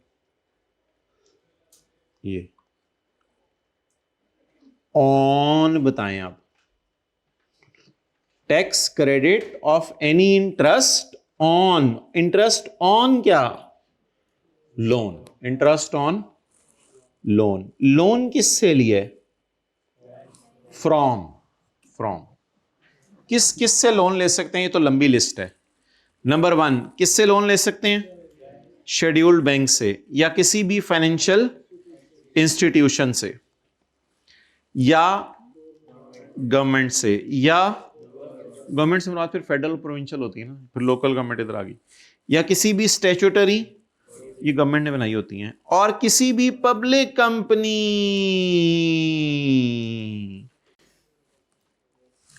अगर, लो जी चौथा सर्कल आ गया, अगर the loan is used for construction, अगर लोन किस लिए इस्तेमाल किया है, इफ से आ गया, पर्पस बता रहा है ना लोन लिया क्यों है। If the loan is used for construction, मतलब इंक्लूडिंग लैंड, मतलब नहीं कि लैंड कंस्ट्रक्ट करेंगे, लैंड तो खरीदेंगे, कंस्ट्रक्शन और एक्यूजिशन ऑफ, हाँ, वन पर्सनल हाउस, यानी एक दफा घर के लिए होगा, ये नहीं कि बार बार आप घर बनाते रहे, वो तो लोग बनाते हुए नहीं फिर। For one personal house having, अच्छा हैविंग अब अगली बात शुरू हो गई, हैविंग। इस तरह कोई बात आपकी मिस नहीं हुआ करेगी थ्योरी में याद करते हुए। शराइत बताएं क्या क्या है। अच्छा मुझे बताएं बेनिफिट क्या है, individual can get a tax credit for any interest on loan, share in rent और share in appreciation for value of house. लेकिन इस सारे को छोड़ के एनी इंटरेस्ट, आगे क्या पढ़ूं, पेड, एनी इंटरेस्ट पेड, आगे ऑन क्या, ऑन क्या, लोन। लोन किससे लिया है, इन 6 लोगों से, इन 6 लोगों से। क्यों लिया है, या घर बनाना है या खरीदना है। एक घर किस लिए, वो सॉरी कितना, एरिया कितना हो, हैविंग लैंड एरिया ऑफ, अगर घर है तो 2500 स्क्वायर फीट, और अगर फ्लैट है तो 2000 स्क्वायर फीट। फ्लैट्स तो फिर ग्राउंड फ्लोर फर्स्ट फ्लोर में से कोई एक पोर्शन में आप घर लेंगे। तो 2500 स्क्वायर फीट और 2000 स्क्वायर फीट से मुराद है छोटे घर।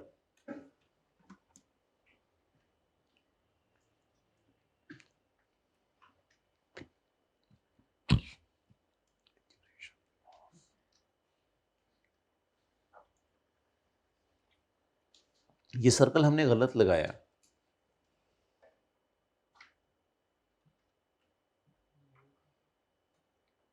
बताएं कहां पे सर्कल लगेगा।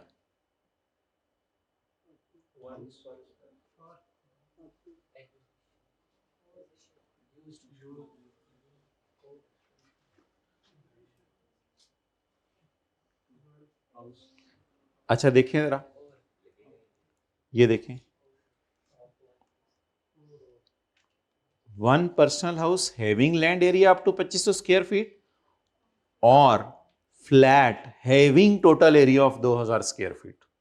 अब बना रिदम कोई, और बताएं समझ आ गया ना। एक्विजिशन किसकी करनी है, एक्विजिशन या कंस्ट्रक्शन किसकी करनी है, ऑफ। हाँ हैविंग पे फिर दोबारा लगा लें और इस हैविंग पे दोबारा लगा लें, वो आपकी मर्जी है, हैविंग पे लगाना तो लगा लें, लेकिन मतलब ये कि ज्यादा रिदम मुझे इसका लग रहा है। डन, तो हैविंग पे लगाना है तो लगा लें। लेकिन ये दो चीजें हैं, एक घर ले लें आप, फ्लैट भी एक ही मुराद होता है, या एक फ्लैट ले लें, having total area up to 2000 square feet.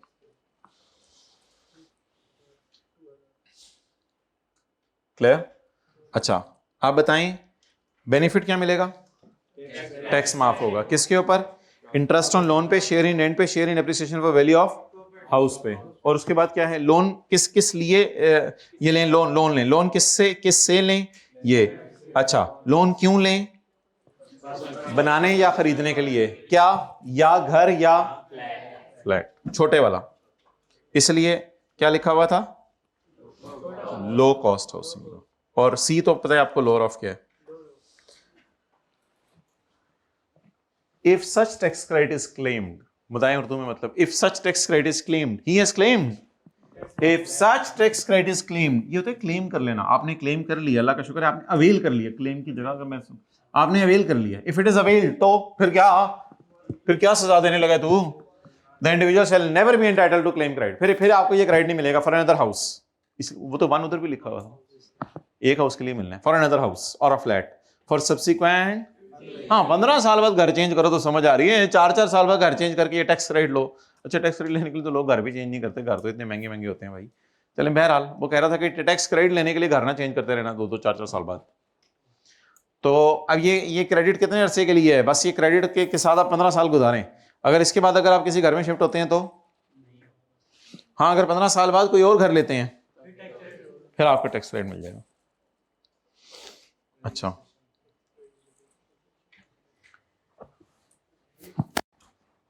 आपको टैक्स क्रेडिट नहीं मिलेगा अगर आप इसको डिडक्ट कर रहे हैं प्रॉपर्टी के चैप्टर में, अगर आप प्रॉपर्टी के चैप्टर में इंटरेस्ट माइनस कर रहे हैं ना तो फिर तो डबल डबल माइनस हो गया ना। देखें जरा इधर मैं क्या बात कर रहा हूं, इधर देखें, ये मेरी टोटल इनकम है, इससे ऊपर मेरी सैलरी होगी, बिजनेस होगी, कैपिटल गेन होगी, प्रॉपर्टी होगी, अदर सोर्स होगी। प्रॉपर्टी में मैंने gross rent minus repair allowance minus interest कर लिया है, यहां भी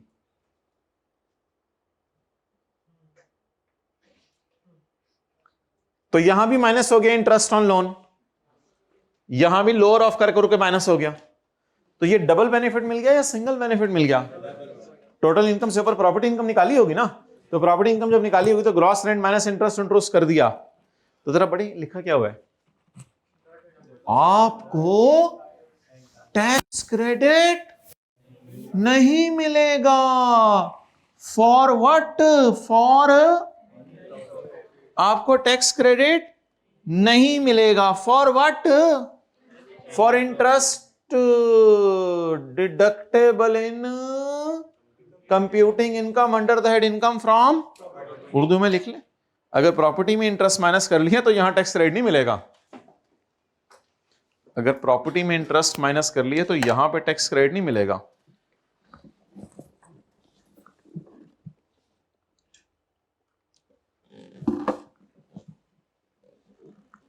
चलें जी बस खत्म हुआ आज के लिए, इतना काफी था। ये जरा नीचे वाले ना डब्बा पढ़ते हैं, टेबल,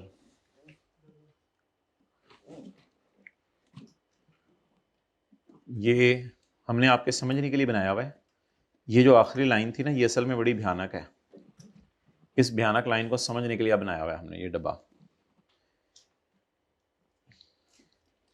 ये समरी जो है ना ये हमारी अपनी है, ये लॉ में नहीं दी हुई, मतलब ये नहीं कि इसको रटे मारे हो आप, ये सिर्फ अंडरस्टैंड करने के लिए, सही है। अगर घर 2500 स्क्वायर फीट से ज्यादा है और आपने किराए पे दिया हुआ है तो भाई वो तो घर ही लो कॉस्ट नहीं है, वो तो घर ही क्या है, बोले ना हाई कॉस्ट है। हाई कॉस्ट घर पे तो टैक्स रेट मिलना ही नहीं, सोचें जरा।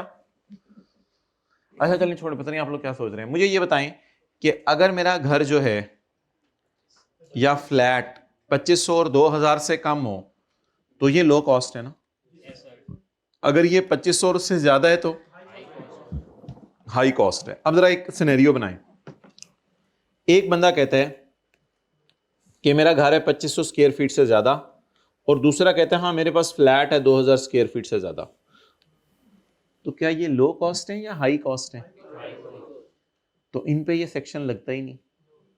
लेकिन आपने इनको किराए पे दे दिया, किराए पे तो दे सकते हैं ना बड़े घरों को, तो फिर प्रॉपर्टी के चैप्टर में इंटरेस्ट ऑन लोन आपको माइनस करने की 15A सेक्शन किस चैप्टर में था, डन हो गया। आगे चलते हैं, असल में मैं समझाना चाह रहा हूं कहां, असल में बेनिफिट दो है, दो जगह है, अब पेपर में परेशान ना हो जाए कहां लगाना है कहां नहीं लगाना। अगर घर बराबर है 2500 स्क्वायर फीट के, ये काम है और किराए पे दे दें, और क्या दे दें, तो फिर आपके पास चॉइस है of availing deduction under section 15A। फिर बेहतर है कि आप उधर ही माइनस कर लीजिएगा। ये चॉइस का लफ्ज लॉ मेकर ने नहीं लिखा, लेकिन लॉ की लैंग्वेज पढ़ के लोग कंक्लूजन निकालते हैं।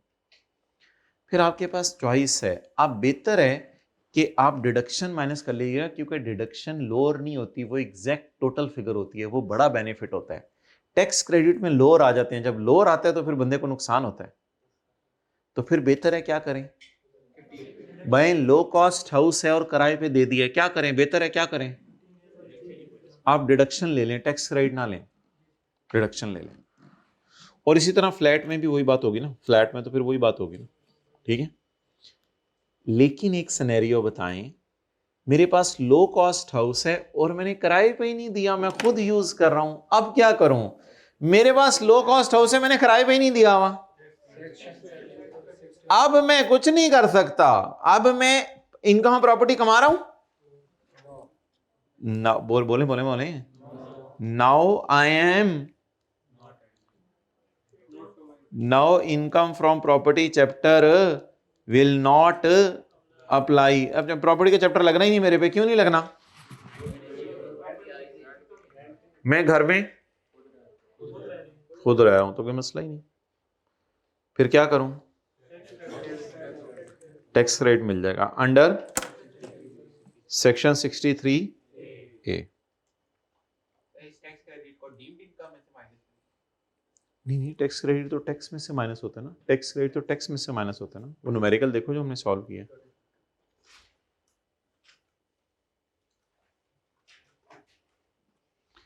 अच्छा, अब इधर देखें कि हमारी बहस क्या चल रही थी, हमारी बहस ये चल रही है, मिसाल दे रहा हूं ना, टोटल इनकम, उसमें से ज़कात वगैरह माइनस की, क्या निकल आई, टैक्सेबल इनकम, फिर क्या निकला, फिर माइनस करने। अब मेरा सवाल है कि इंटरेस्ट ऑन लोन यहां से माइनस करूं या इंटरेस्ट ऑन लोन यहां से माइनस करूं, क्लियर होगी मेरी बात। मसला ये है, इस मसले को एड्रेस करना है। उस मसले को एड्रेस करने के लिए हमने मैक्सिमम पॉसिबल सिनेरियोज बनाए, समझ आ गया ना। यानी क्या मैं इनकम फ्रॉम, बोले ना, क्या मैं इनकम फ्रॉम, अच्छा आपको पता है डिडक्शन और डिडक्टेबल अलाउंस में क्या फर्क है, एक दफा आपको मैंने बताया था। डिडक्शन क्या होती है, जो किसी हेड में माइनस हो, और डिडक्टेबल इनकम क्या होती है, जो टोटल इनकम में से माइनस हो, जैसे ज़कात वगैरह। एक होता है डिडक्शन, एक होता है डिडक्टेबल अलाउंस। ओके,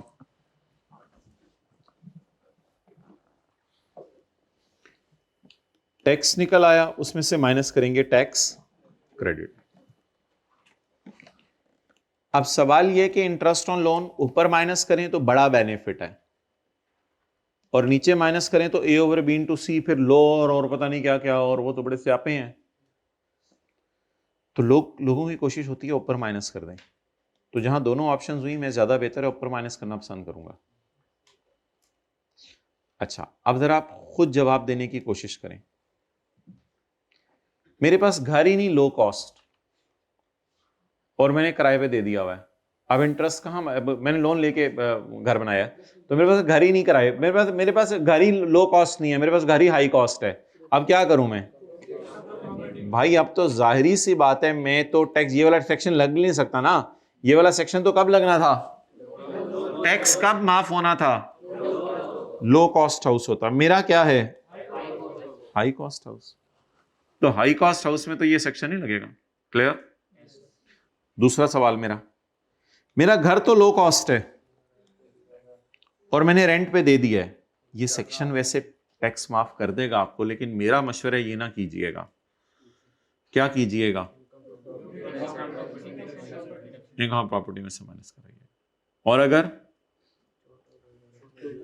छोटा घर है और अपने इस्तेमाल में है, तो फिर तो इनकम प्रॉपर्टी कमा ही नहीं रहे, फिर वहां तो माइनस हो ही नहीं सकता।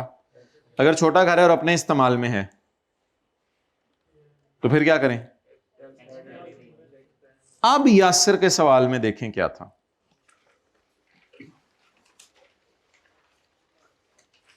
छोटा घर है और किराए पे दिया ही नहीं क्या करें, छोटा घर है और किराए पे दिया ही नहीं, इनकम प्रॉपर्टी में आप माइनस नहीं हो सकता। क्यों नहीं माइनस हो सकता? किराए पे दिया ही नहीं। तो सिर्फ क्या हल बचा हमारे पास? सिर्फ इसका क्या माफ होगा? टैक्स माफ होगा। ओके, कैपिटल गेन का चैप्टर निकालें। कैपिटल गेन का कौन सा चैप्टर है? चैप्टर 10।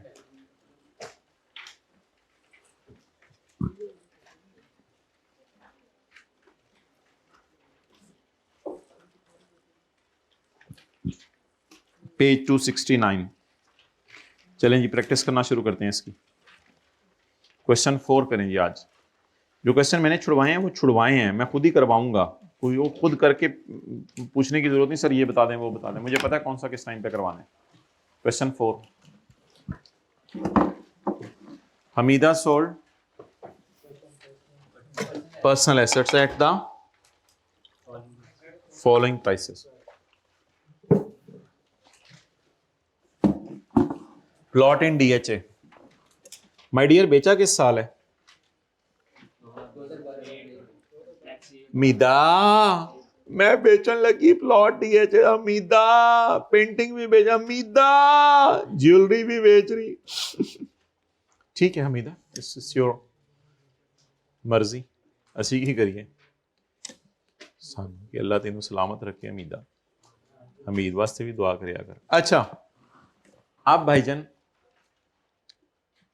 सवाल की रिक्वायरमेंट है। ओए डिश कश, डिश कश, अच्छा डिश नु कस ले। अच्छा जी, हमीदा तूने कितने का बेचा है? मैं नहीं बताऊंगा, मैं नहीं बताऊंगी, वाला चक्कर नहीं होता इधर बता। अच्छा हाँ 10 मिलियन का, मैं नहीं बताऊंगी कितने का बेचा इसने। तो ये हो गई कंसिडरेशन। हमीदा कितने का खरीदा था? मैं नहीं बताऊंगी। चल बार 10।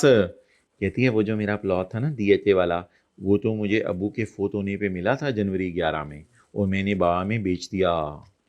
अच्छा हमीदा क्या लग गए? अबू ने खरीदा था? हाँ अबू ने खरीदा था, मेरे अबू ने खरीदा था 4 मिलियन का।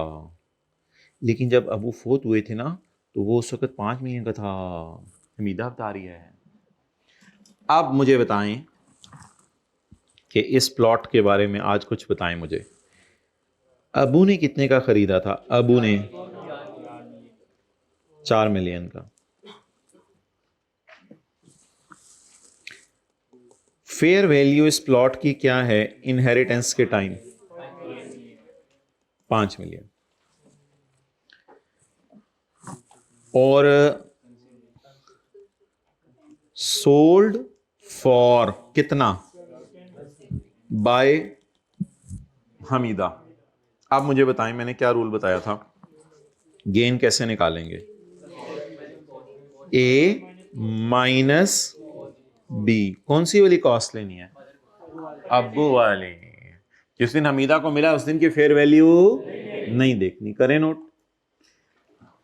ये तो वैसे ही बता रहा हूं, करें नोट। तो अभी थ्योरी का जवाब तो मैं लिखवाना शुरू करता हूं। ये तो किताब पे ही नोट कर लें हल्का फुल्का। ये तो ऐसे जरा रिदम बनाने के लिए लिखवा रहे हैं हम।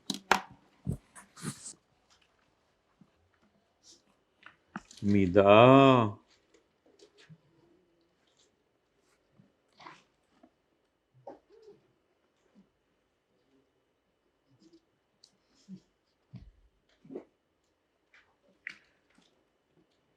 पढ़ लें सारे पढ़ लें।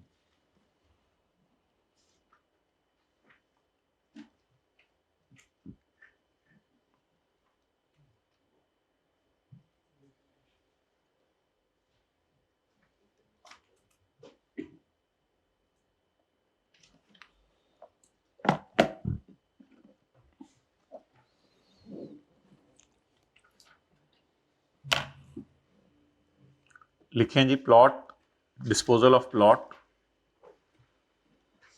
Sorry plot is a capital asset, plot is a capital asset and any gain on plot, बताएं जी कहां चार्जेबल है? कैपिटल गेन के चैप्टर में एज अ सेपरेट ब्लॉक लिखें जी। Plot is a capital asset and any gain on disposal is chargeable under the head income from capital gain.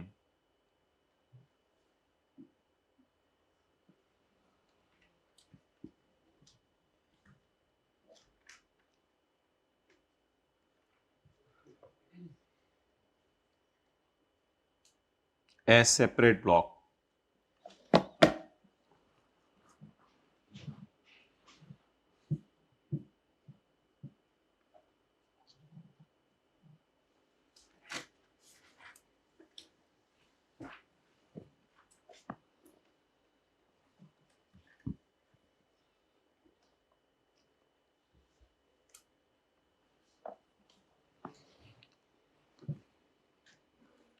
A gain of rupees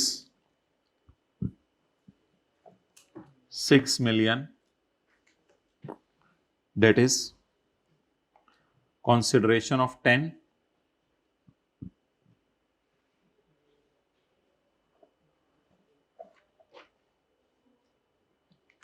less cost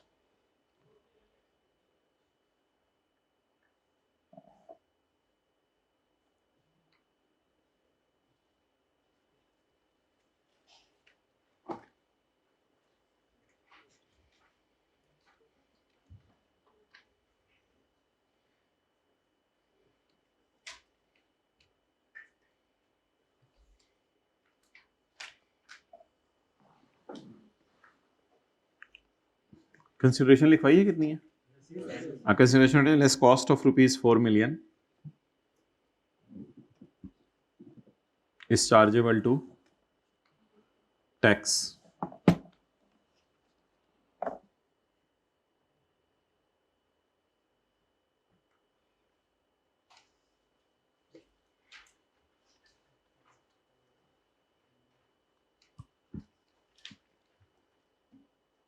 okay आगे पढ़ें।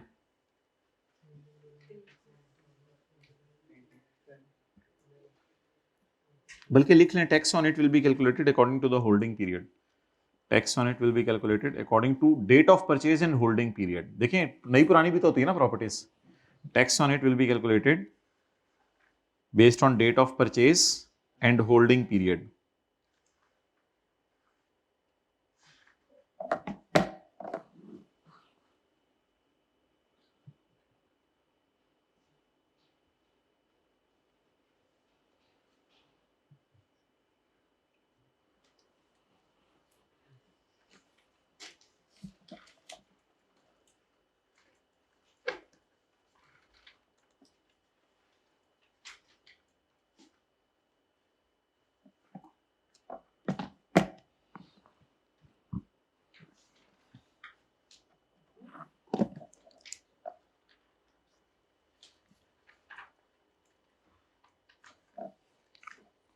अच्छा painting was inherited from her mother. अच्छा painting कितने की बेची है? Painting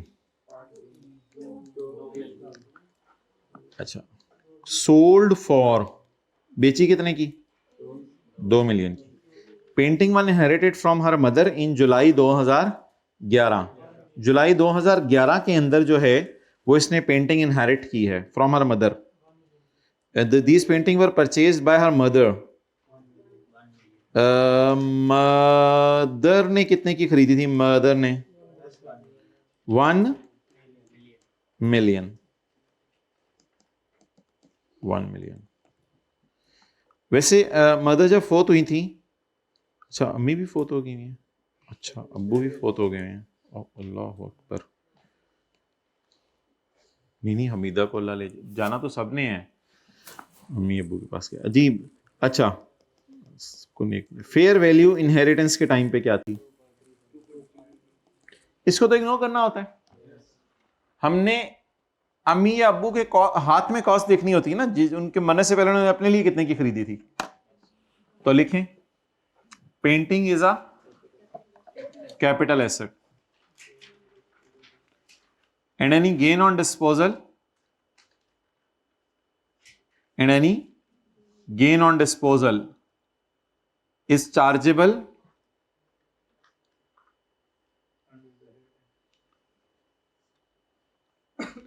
under the head, बोलें, income from capital gain as normal tax regime. So a gain of rupees 1 million, that is consideration of 2 less cost of 1 million is chargeable to tax.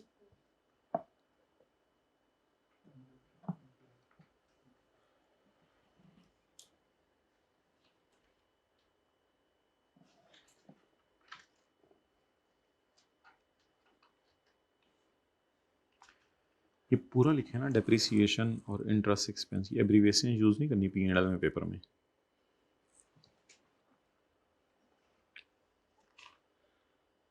Okay, next.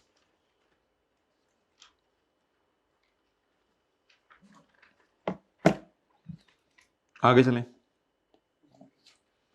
Hamida कोके ते रहन दे, बाली ते रहन दे, हार ते रहन दे. नहीं, मैं ये भी बेचूंगी. चल बेच फिर, सानू की बट टू अस हमें क्या, हमीदा बेच रही है ना, और हमीदा तो अब बूढ़ी हो चुकी होगी, ये 2012 की बातें हैं. ज्वेलरी कॉस्टिंग रुपीज 4, तो एक ही लफ्ज आता है इनको. Jewellery costing rupees 3 million. Jewellery है 3 मिलियन की, was purchase by her husband. तो हमीदा कितों आ गई बेच? अच्छा अच्छा अच्छा, हस्बैंड.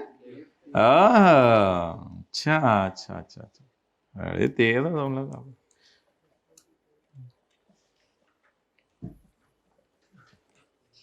क्या कह रहा है?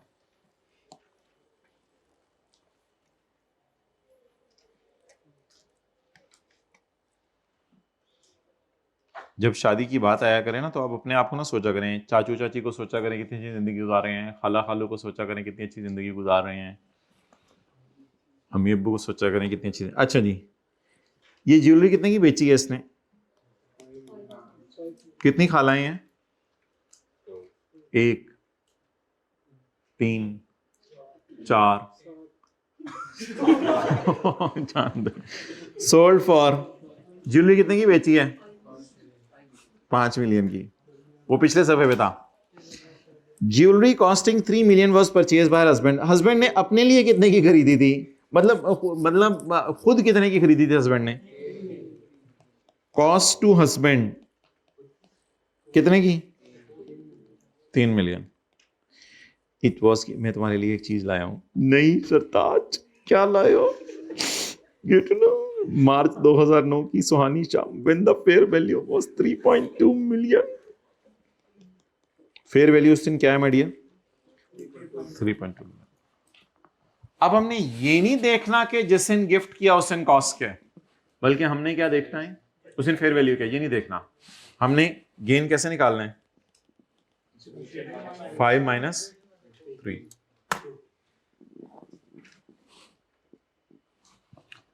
अच्छा, गिफ्ट मिलना भी कुछ होता है, उसको भी देखा जाता है. गिफ्ट मिलना कहाँ जाएगा, ये मैंने एक क्लास में आपको बताना है कि गिफ्ट मिलना. अभी मैं बेचने की बात कर रहा हूँ, क्योंकि गिफ्ट मिला हमारे साल नहीं है, ये गिफ्ट बहुत पुराना मिला है 2009 में. हमारा साल 12 चल रहा है. ठीक है, वो रिलेटिव, हाँ ठीक है, वो बात करेंगे. गिफ्ट मिलने पे भी कभी बात करेंगे. मुझे पता है रिलेटिव से मिल रहा है, इसलिए अदर सोर्स में नहीं जाता. रेडी है एवरीथिंग? ओके, मैं आ रहा हूँ इंशाल्लाह. बैठ जाओ. अब मुझे बताएं, इधर आओ, कि लिखें husband is a capital asset, so jewelry is a capital asset, jewelry is a capital asset, and husband is a personal asset. इधर आओ, jewelry is a capital asset. ओ गेन आया 2 मिलियन का. Any gain on jewellery, any gain तो रहने दें, any का लफ्ज काट दें. Gain on jewellery of rupees 2 million.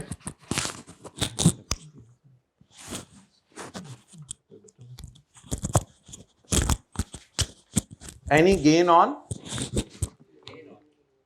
jewelry amounting to rupees 2 million. That is consideration of 5 less cost of 3 is chargeable to tax under the head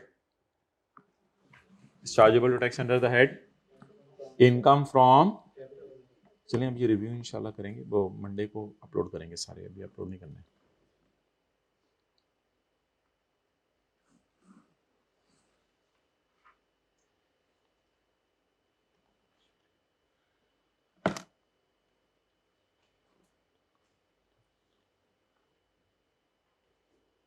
okay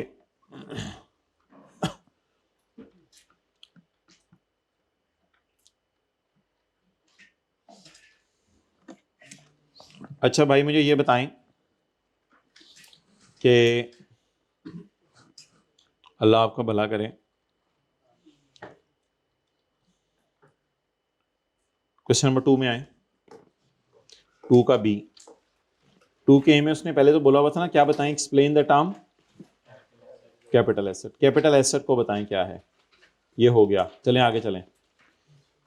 mister Shibada resident विजुअल earn 8,50,000 from sale of assets as shown below. और कितने रह गया साडा पेन. Shares of unlisted company कहाँ जाएंगे, income from normal regime. Jewellery भी वहां पे, स्कल्पचर भी, और shares of private limited company, ये भी प्राइवेट कंपनी है, प्राइवेट कंपनी है ना सारी दोनों, और ज्वेलरी और स्कल्पचर. ठीक है, ये आप लोग कर लेंगे. मेरे date of purchase, date of sale दी हुई है. मैं सिर्फ एक आपको करवा देता हूँ इसमें से, क्योंकि इसमें वो मसला भी नहीं है, परचेज और सेल की बस कॉस्ट दी हुई है. इसमें सिर्फ आप मुझे स्कल्पचर का बता दें क्या करना है. स्कल्पचर का लॉस है कितना, 1 लाख. प्राइवेट कंपनी का लॉस तो माइनस हो सकता है. ठीक है, लिखें sculpture is a category 2 asset.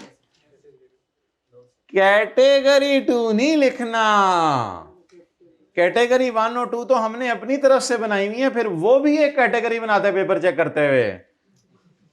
क्या समझ गए हैं? तो इसलिए कैटेगरी 1 और 2 हमने अपनी तरफ से लिखा हुआ है.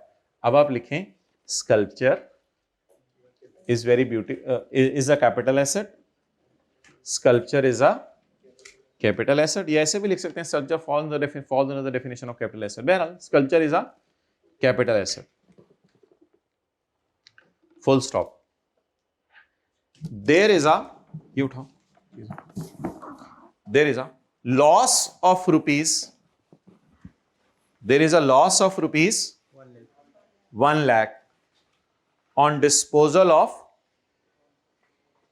there is a loss of rupees 1 lakh on disposal of sculpture. अच्छा, अब आप ये फिक्रा लिख के आएंगे, ये no loss shall be recorded on disposal of following assets वाला लिखें. नो लॉस, उतार लो, शैल बी रिकॉग्नाइज्ड, अल्हम्दुलिल्लाह, no loss shall be recognised on the disposal of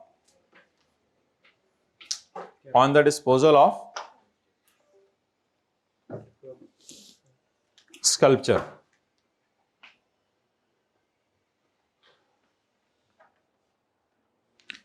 सो कुछ भी नहीं, मैं गल मुक गई सी ना उनकी अगे 100 लिख के तुसी. अच्छा,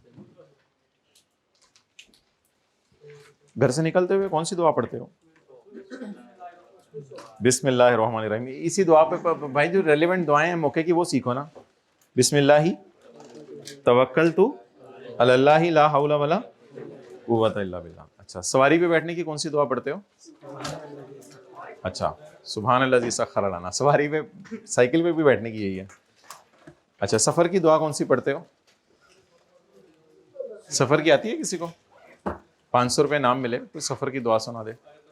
सफर, सवारी की दुआ तो किताबों में अलग लिखी है, सफर की अलग लिखी है ना. किससे पूछेंगे आज जाके? नेट से ना पूछा करें, नहीं कोई रिलायबल अनरिलायबल सारी चीज़ें उसमें चल रही होती हैं.